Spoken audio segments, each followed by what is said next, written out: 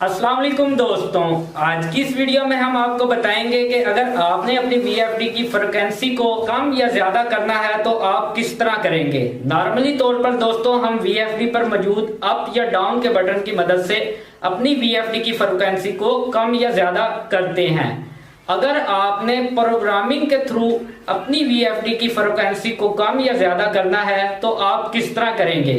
आज की वीडियो में हम आपको इसके बारे में बताएंगे और साथ में ही ये भी बताएंगे कि फ्रिक्वेंसी को कम या ज्यादा करने की जरूरत आपको क्यों महसूस होती है। तो वीडियो को कंप्लीट देखिएगा। चलें वीडियो की तरफ चलते हैं। नॉर्मली दोस्तों हमारी VFD की जो प्रोग्रामिंग होती है वो 50 हर्ट्ज पर होती है। 50 से 60 हर्ट्ज पर VFD को चलाने की हमें जरूरत पेश क्यों आती है, इसकी दो मेन वजह है। नंबर 1, जो हमारी इंपोर्टेड मोटरें जो कि बाहर से आती हैं वो 50 से 60 हर्ट्ज के दरमियान चलती हैं। आप उन्हें 50 से 60 हर्ट्ज के दरमियान कहीं भी चला सकते हैं।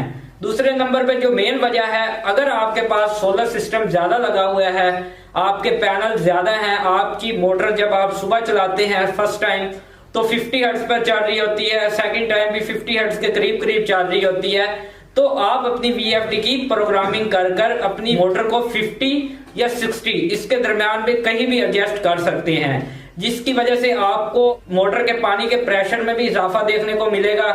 अगर तो आपकी मोटर पहले चल रही है तो आपने अपनी मोटर को बंद कर देना है और VFD की फ्रिक्वेंसी को 0 या 50 हर्ट्ज तक पहुंचने का इंतजार करना है। जैसे ही आपकी VFD बंद हो जाए तो आपने सबसे पहले प्रोग्राम का बटन दबाना है। जैसे ही आप प्रोग्राम का बटन दबाएंगे आपको अपनी स्क्रीन पर मुख्तलिफ पोर्ट्स देखने को मिलेंगे। आपने P0 में जाना है। जैसे ही आप P0 में जाएंगे उसके बाद डाटा एंटर करेंगे तो आपको अपनी स्क्रीन पर P0.00 देखने को मिलेगा। आपने क्या करना है, आपने डाटा एंटर का बटन दबाना है। जैसे ही आप डाटा एंटर का बटन दबाएंगे आपको 0 देखने को मिलेगा। फिर आपने डाटा एंटर का बटन दोबारा दबाना है तो आपको अपनी स्क्रीन पर P0.01 देखने को मिलेगा। लेकिन आपने जो VFD की फ्रिक्वेंसी को ज्यादा करने के लिए जिस प्रोग्रामिंग में जाना है वो P0.03 में जाना है।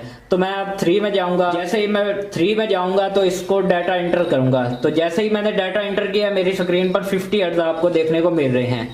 अब इसको हमने 50 हर्ट्ज को 60 या इसके दरमियान में कहीं चलाना है तो हमें शिफ्ट का बटन दबाकर अप डाउन वाले बटन की मदद से इसको कम या ज्यादा करना पड़ेगा। मैंने इसको 60 किया है और डाटा एंटर कर दिया है। उसके बाद आपको P0.04 देखने को मिलेगा।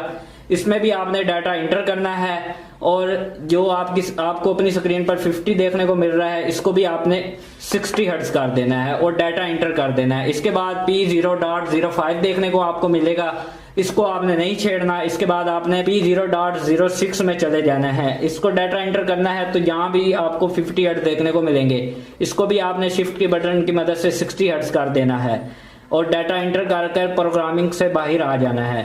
पहले हमारी VFD के ऊपर 50 हर्ट्ज आ रहे थे लेकिन अब हमारी VFD पे 60 हर्ट्ज आ रहे हैं और इसको हम चलाते हैं। क्या ये 60 हर्ट्ज तक जाती है? कम से शुरू होकर 60 हर्ट्ज पर चली गई है, जो कि हमारी पहले 50 हर्ट्ज पर जा रही थी। तो इसको हम दोबारा ऑफ करते हैं। वीडियो को मुकम्मल देखिएगा क्योंकि अगर आपने अपनी VFD की फ्रिक्वेंसी को कम या ज़्यादा करना है, अब आपने ज़्यादा करने का तो तरीका सीख लिया है, लेकिन जो VFD की फ्रिक्वेंसी को 50 हर्ट्ज से 50 पे लाने का तरीका है मुख्तलिफ है। पहले आपने P03 से शुरू किया है लेकिन अब आपको P06 से शुरू करना पड़ेगा। अब मैं दोबारा अपनी VFD में जाता हूं और इसको फ्रिक्वेंसी को कम करने की कोशिश करता हूं। P0 में डाटा एंटर किया, P06 में जब आपने कम करनी है तो सबसे पहले आपको 6 की प्रोग्रामिंग करनी होगी। जब आपने ज्यादा करनी है तो सबसे पहले आपको P03 की करनी होगी। अगर मैं जो इसका P06 है उसके अंदर पहले इसको कम नहीं करता और 3 में चला जाता हूं तो आप देख सकते हैं कि शिफ्ट वाले बटन से ये कम या नहीं हो रही। 60 से ऊपर तो हो रही है, 60 से नीचे नहीं हो रही। तो इसकी मेन वजह यही है कि इसका तरीका थोड़ा उल्टा है। सबसे पहले आपको P06 में जाना होगा, उसमें आपने 50 हर्ट्ज किया। जैसे ही मैं 6 में गया मैंने 50 कर दिया। उसके बाद फिर मैं 4 में आया तो यहाँ पे भी मैंने 50 के बजाय 50 किया। फिर डाटा एंटर किया। उसके बाद 3 में गया तो जब मैंने 50 किया तो यहाँ पे भी हो गया, और डाटा एंटर करने के बाद हम वापस जाते हैं तो अपनी VFD को चलाते हैं तो वो 0 से 50 के दरमियान जाएगी, क्योंकि हमने इसकी फ्रिक्वेंसी को कम कर दिया है। इसी तरह दोस्तों आप प्रोग्रामिंग की मदद से अपनी VFD को 50 या 60 हर्ट्ज या इसके दरमियान कहीं भी चला सकते हैं। वीडियो पसंद आने की सूरत में वीडियो को लाइक कर दें। चैनल पर अगर न्यू है तो काइंडली चैनल को सब्सक्राइब कर दीजिएगा, ताकि हमारी तमाम आने वाली नई वीडियो आप तक आसानी से पहुंच सकें।